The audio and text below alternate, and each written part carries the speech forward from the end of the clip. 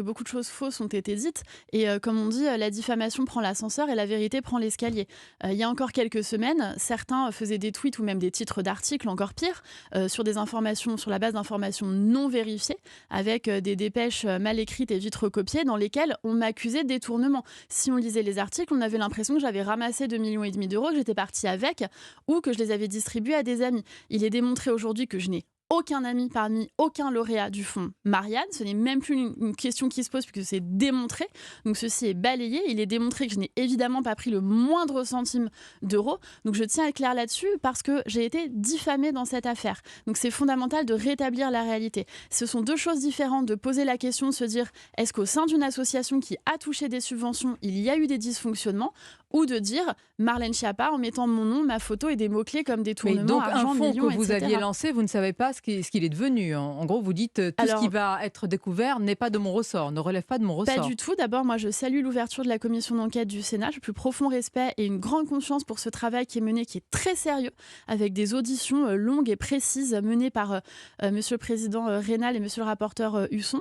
Et ensuite, eh bien, ils devront faire un retour d'expérience pour nous dire s'il y a eu des dysfonctionnements après avoir entendu tout le monde. C'est grave, quand y même. C'est compris des moi, je le souhaite. irrégularités dans l'attribution de subventions, et Alors, éventuellement stade, des procédures de désignation rapide, une opacité autour de structures choisies, de montants alloués, des contenus défavorables aux opposants politiques. Non, pas du tout. Je veux répondre à cela. D'ailleurs, ça a été démontré sur les contenus défavorables.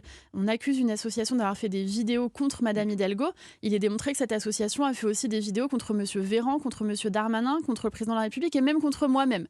Donc, il n'y a pas de commande politique pour critiquer Anne Hidalgo. Ce sont des vidéos sur l'esprit critique des jeunes qui critiquent l'ensemble de la classe politique, incluant moi-même. Donc, on voit à quel point c'est ubuesque cette accusation. J'en suis pas à payer des associations pour qu'elles me critiquent. Ensuite, sur la question de l'opacité, il y a une décision du CIPDR de ne pas rendre publiques les associations lauréates pour les protéger.